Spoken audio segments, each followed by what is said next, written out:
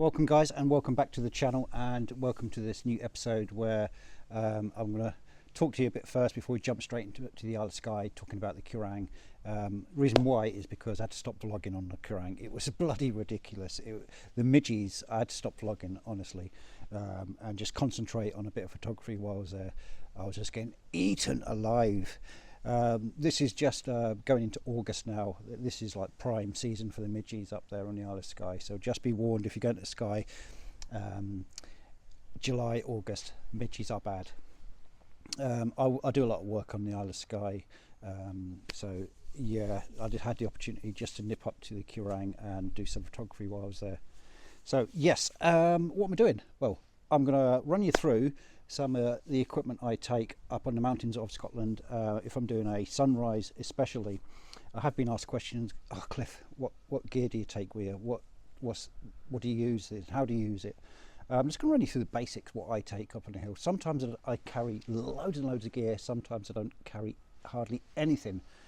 And what I mean by hardly anything, I'll take the basics like a sleeping bag, a Gore-Tex liner as well. So I'm going to run you through what I take. So let's start with sleeping bag. I'll grab my sleeping bag and I'll show you. So the basic sleeping bag I take is my little snug pack. This is my snug pack sleeping bag. This will take me down to at least about minus 15 this will go to, and it will keep me nice and warm. The reason why it keeps me warm is because underneath my sleeping bag I will carry, I'm just going to leave this rolling by the way, so it's continuous. I'm not going to be editing it or cutting it.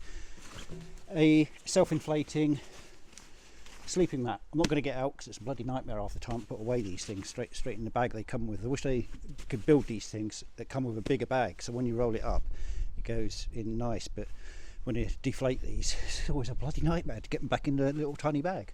So anyway, yeah, that will go underneath my sleeping bag and keep me elevated off the floor, so I'm nice and warm. Now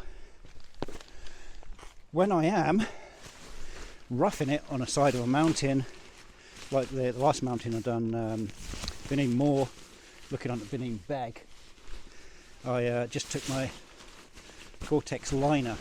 Now this is a military Gore-Tex liner. The sleeping bag goes inside there, and I'll just lie on the side of a mountain in my sleeping bag in that, and that keeps me nice and warm, really does. Okay, next one. Now this is my tent. Now this is, I personally think this is probably, you might have different views on this, use your own tent, but there's lots of branded tents, but this tent here is so light, really light. I mean, when I've got that in my bag, you don't feel the weight of that at all. This thing is a 3-full gear tent, 3-full gear. I'll actually put a description in there of the tent itself, but this tent here, yeah, it's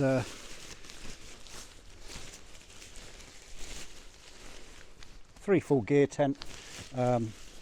Not sponsored by these, by the way. I'm just so impressed with these tents. They're really good. So light. You don't carry any poles with this. You actually use it off your walking poles, and only needs one walking pole to prop it up, and you just peg it straight into the ground. Really nice bit of kit. Simple as that for my overnight gear, and varies what mountain I'm doing, weather conditions as well. Okay, let's start with my camera bag. Tripod. Now I've got various tripods. This is my travel tripod. I take this on international where I'm going as well. So light, carbon fibre, Benro tortoise, and it's really nice. So the reason why I like it, it's so easy to use. Grab your hand there, undo, extend all the legs, tighten them up. I don't really like the clipped tripod legs. So easy. The actual turns on these, so easy. It stands up just the right height I need it.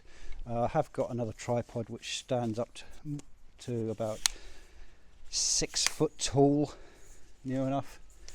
which gives you a nice elevation. That's carbon fibre as well, and that's the one I'm actually using to vlog on at the minute.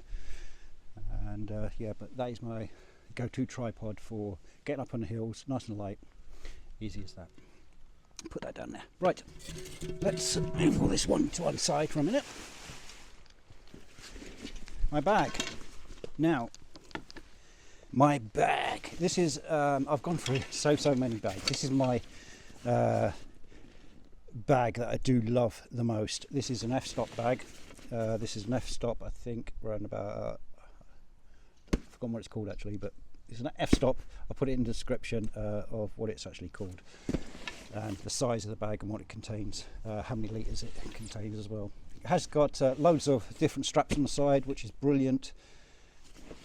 On the front here is my Garmin GPS. Now, I'm a big believer when on the mountains you should always know where you are. Garmin, I carry a Garmin watch, so it gives me a good reference. That gives me a good reference. Then I'm going to go into the bag as well.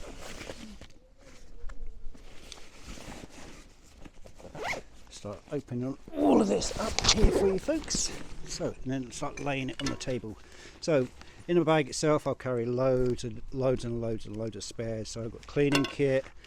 It's not in the place it should be though. Spare for everything really. I carry battery packs so I can charge things on the go. Head torches, there is another must. Now, spare batteries, spare drone batteries, spare cables.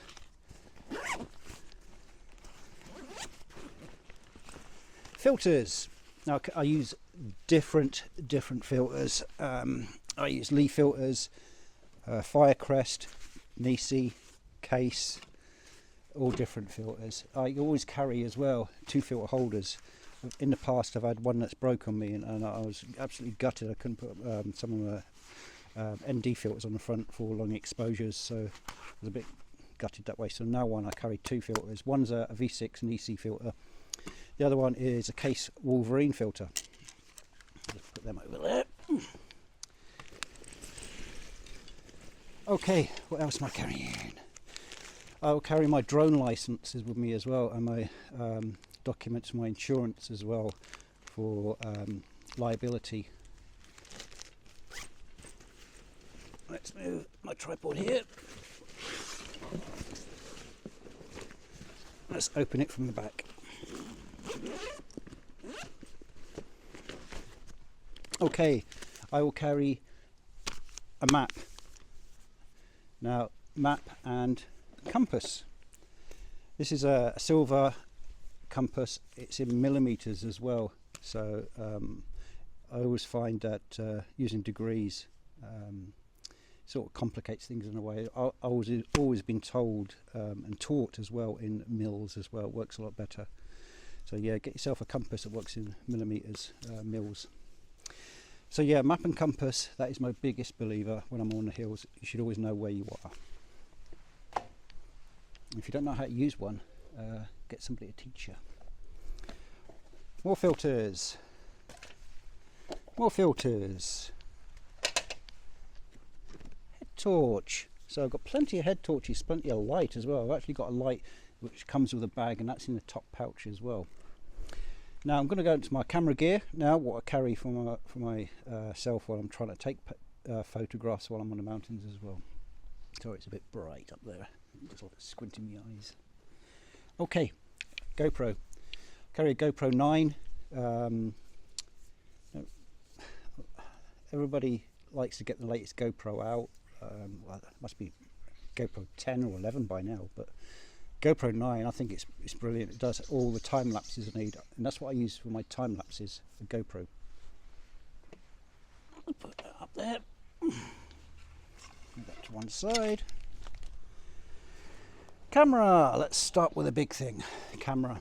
The camera I use is a Sony a7R4 60 megapixel camera. Very good for low light. The lens on that is a 16 to 35 millimeter f4. Not a big believer in the G Master 2.8. Nice lens though, but the f4 does it for me. Really nice camera lens. That Zeiss lens, very good. Does it for me. I mean, I shoot from f9 to f11 anyway, sometimes f16 when it's nice and bright, but no need to go upgrading lenses. So yeah, 16 to 35, that's mainly attached to my camera all the time. So let's put that there. Oh, there we go. Next lens, 24 to 70 millimeters, f4 Sony Zeiss. That's about it for that camera lens. Sorry, there we go. Put that there. Next one, 70 to 200 millimeter G lens, and that is f4. Brilliant lens that. Used that on a couple of international trips. Really good telephoto lens. That is really good. I'm impressed with that. No need to upgrade that at all. Still an excellent lens for the age of it as well. So that is basically my lenses I carry when I'm up on a hill. I have got a 24 to 105 as well, but very use that these days. And what is my other lens? Samyang 18mm 2.8 and a Batis f2 I use as well, but these are my go-to lenses in my bag all the time. Next coming out is my drone. It's a DJI Mini 3 Pro. Very good drone. I've also got another drone as well, the Mavic Pro. Very rarely comes out its case these days because of the weight of it, and so light. Spares, spare batteries, spare GoPro batteries, spare camera batteries, spare batteries for batteries, basically. I do carry loads and loads of spares. Absolutely diabolical. And the last thing I carry is my spare SD cards. I've had SD cards failing me on the past, and yeah, I always carry spare SD cards. That is my basics. Now you think of like what I do carry on top of this. I carry spare clothing, I carry spare food, water. It builds up and up and up, and what I'm going to have to do next is show you my next adventure where I go up in the mountains, and I'll actually do a vlog of exactly what I'm carrying and show you when I'm all set up. But that's it for my basic gear, what I'm carrying up on the hills. It all depends how long I'm going up on the hills for as well. If it's just a day trip, I'll just bypass all this and carry the minimal kit, just a possibly a Gore-Tex liner just for the emergency cases, and a first aid kit as well. I'll always carry one of them. Right, let's jump straight to the Quiraing, and I'll see you there, guys. Bye for now. Well, welcome guys, and welcome back to the channel. And as you can tell, I'm on the Isle of Skye and I'm on the Quiraing at the minute. Now, I haven't come to photograph this scene behind me, the iconic scene, very iconic for the Isle of Skye. I've come here to concentrate on what's called the Needle, which is in the other direction. But lovely view tonight over the Quiraing now. Obviously loads of you have seen this. The lone tree is just right behind me here. Very nice colours coming out of the heathers at the minute as well, making this a nice scene. But I don't want to concentrate too much on here. I've got about another 20-30 minutes hard work going up to the Needle and beyond, because that's what I'm after, a nice panoramic of the Needle. See how it turns out.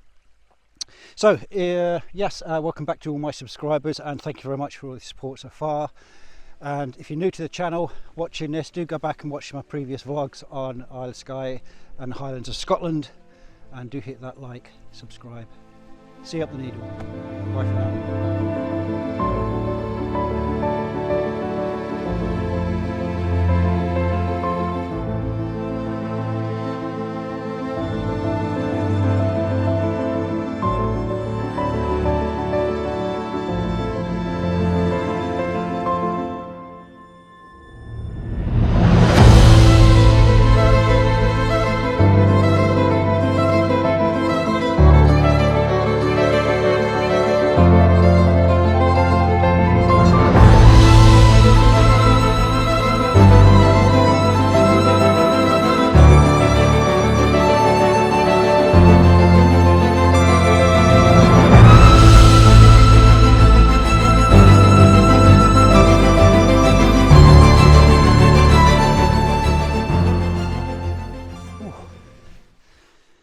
sort of compose myself for a minute there. Got a big massive echo hanging over the back of me here. I can hear myself echoing away.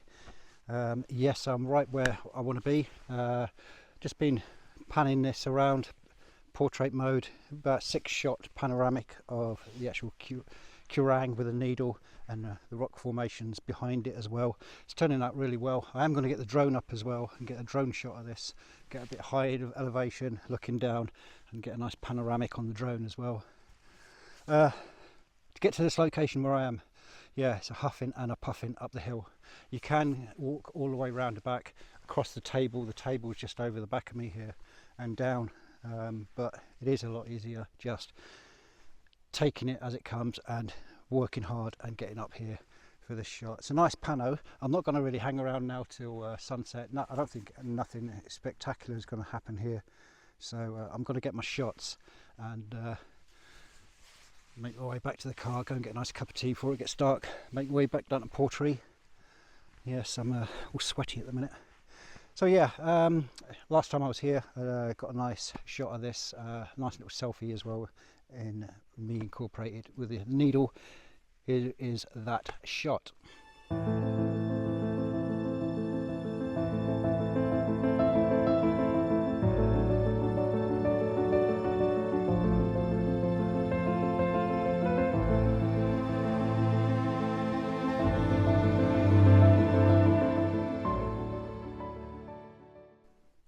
So yes, that was me last time here at the needle, and this time I'm taking my time with this, getting some nice detailed panoramic shots of the needle.